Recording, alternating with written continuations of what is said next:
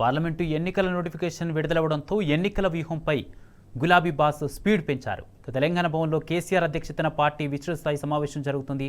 ఇదే అంశానికి సంబంధించి పూర్తి అప్డేట్స్ మా ప్రతినిధి లివిల్ లైవ్ ద్వారా అందిస్తారు. లివిల్ బీఆర్ఎస్ అధినేత కల్వకుంట్ల చంద్రశేఖరరావు అధ్యక్షతన బీఆర్ఎస్ లోక్సభ ఎంపీ అభ్యర్థులతో సమావేశం ప్రారంభమైంది. ఈ సమావేశానికి ఎమ్మెల్యేలు, ఎంపీలతో పాటు ఎమ్మెల్సీలు, ఇతర ప్రజాప్రతినిధులు అంతా కూడా హాజరయ్యారు. దీనికి సంబంధించి లోక్సభ ఎన్నికల వ్యూహాలు, బస్సు యాత్ర, ఇటు బహిరంగ సభలకు సంబంధించి కసరత్తు చేయనున్నారు. రూట్ మ్యాప్ కూడా క్లియర్ కాను. ఈ సమావేశంలోనే బస్సు యాత్రకు సంబంధించి రూట్ మ్యాప్ను కూడా చెప్పనున్నారు. అయితే దీనికి సంబంధించి మనతో మాట్లాడడానికి సింగర్ సందీప్ మనతో ఉన్నాడు. ఇప్పటికే కాంగ్రెస్ ప్రభుత్వం చేస్తున్న మోసాలను ఎప్పటికప్పుడు ఎండగడుతూ పాటల రూపంలో ఇవాళ తెలంగాణ సమాజాన్ని, తెలంగాణ రైతాంగాన్ని మేల్కొల్పుతున్న సందీప్ మనతో ఉన్నాడు. సందీప్ మరిన్ని మరో పాట రూపంలో తీసుకుందాం. అన్న చెప్పండి, అలా కాంగ్రెస్ ప్రభుత్వం తీరు ఎట్లుంది? ఈరోజు కాంగ్రెస్ ప్రభుత్వము రెండుకి జడ్డ రేవడి కథ అన్నట్టున్నది పరిస్థితి. కాబట్టి కేసీఆర్ గారు మళ్ళొక్కసారి బస్సు యాత్రతోటి ప్రజల మధ్యకు రావాలనుకుంటున్నారు. స్వయంగా తనే ప్రజల వద్దకు వెళ్ళి ప్రజలలో ఉన్నటువంటి కష్టాలు, సుఖాలు, ప్రజలు పడుతున్నటువంటి బాధలు, ముఖ్యంగా రైతాంగము దేశంలోనే నెంబర్ 1 రాష్ట్రంగా ఇటు రైతులు కావచ్చు, రైతాంగాన్ని తీర్చిదిద్దినటువంటి మన కేసీఆర్ గారు మళ్ళొకసారి ఈరోజు రైతులు పడుతున్నటువంటి కష్టాలను చూసి ఇప్పటికే రైతు యాత్ర పేరుతో ఇప్పటికే 2-3 జిల్లాలు చుట్టూ రావడం జరిగింది. మళ్ళొకసారి బస్సు యాత్రతోటి ఎన్నికల సందర్భంగా ప్రజలకు ఉన్నటువంటి సమస్యలు తెలుసుకోవడం కోసము బస్సు యాత్రతోటి కేసీఆర్ గారు మళ్ళొకసారి త్వరలో బయలుదేరబోతున్నాడు. కాబట్టి ఈ బస్సు యాత్రకు మా వంతుగా ఖచ్చితంగా మేమందరము గతంలో తెలంగాణ ఉద్యమానికి కళాకారులుగా మేమందరం ఏ విధంగా అయితే కేసీఆర్ గారికి తోడుగా అండగా నిలబడ్డాము, మళ్ళొకసారి ఈ ప్రభుత్వం ఈ నియంతృత్వంగా ఉన్నటువంటి కాంగ్రెస్ ప్రభుత్వం మీద ఖచ్చితంగా మా పాటలతోటి మా ఆటలతోటి మళ్ళొకసారి కేసీఆర్ గారికి మద్దతుగా ఉండబోతున్నాం. అంటే ఒక పాట ఏ విధంగా ఉండబోతుంది? పాట వచ్చేసి ఇంతకుముందు అనేక సందర్భాల్లో వాడుకున్నాం. దమ్మరదం వెయ్యిరిదం కలిపికదం పాడుపదం జయ ఓ జై తెలంగాణ, గుండె గుబులు తీరే కదా, మనసు మురిసి ఆడే కదా, కొత్త పాట పాడుపద జయ ఓ జై తెలంగాణ.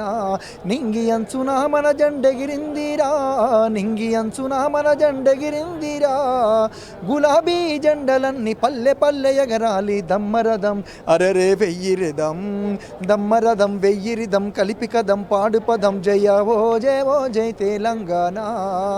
ఏరుబడ్డ తెలంగాణ ఎదల మీదరా, ఎతలు తీర్చ జెండ ఒకటి ఎగిరినాదిరా. ఆ జెండా ఏదంటే అది గులాబీ జెండనే. 2014 తర్వాత గులాబీ జెండా ఈ తెలంగాణ గడ్డ మీద ఎగిరిన తర్వాత ప్రతి ఒక్కరు ఈరోజు రైతులు కావచ్చు, కార్మికులు కావచ్చు, ఉద్యోగులు కావచ్చు, విద్యార్థులు కావచ్చు, అన్ని రకాల ప్రజలకు ఇబ్బంది లేకుంటే ఈరోజు కేసీఆర్ గారు కడుపులో పెట్టుకొని చూసుకున్నాడు.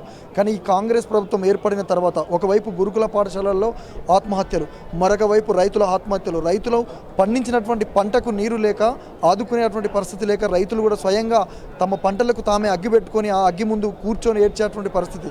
కాబట్టి ఇట్లా అన్ని వర్గాల ప్రజలకు అండగా నిలవడం కోసమే ఈ మళ్ళొకసారి కేసీఆర్ గారు ముందుకు రావడం జరిగింది. అయితే ఇప్పటికీ అయితే మీరు అనేక పాటలు పాడారు. నాటి పాటలు మళ్ళీ ఇవాళ పాడుకోవాల్సిన దుస్థితి వస్తుందని మీరు ఆశించారా?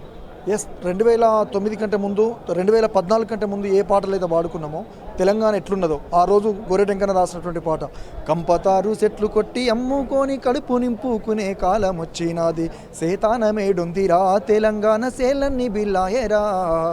6 వరకులు గట్టే పెద్ద రైతులు కూడా అరుకటెద్దుల నమ్మి ఎరువుకిచ్చిరి పొలము, పేడ ఎరువు లేక భూమి సారము దక్కి చూడ సక్కని నేల మోడు బారిపాయే, ఇల్లిల్లు శోకాలతో తెలంగాణ తెల్లారిపోతుందిరా.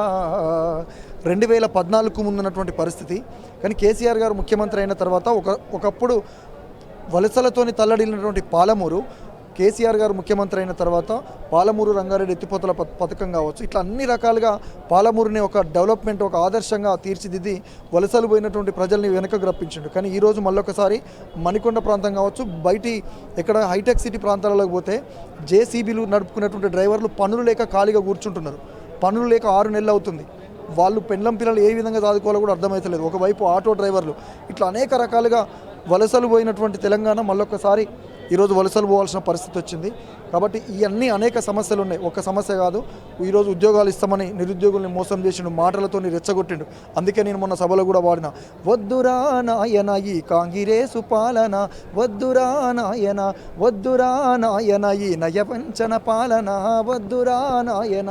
అమలు కాని హామీలతో వారు గ్యారంటీలతో అధికారం చేతబట్టి తమాషాలు చేస్తుండ్రు, వద్దురా అరెరెరె వద్దురా అరెరెరె వద్దురా నాయన ఈ కాంగిరేసు పాలన, వద్దురా నాయనా.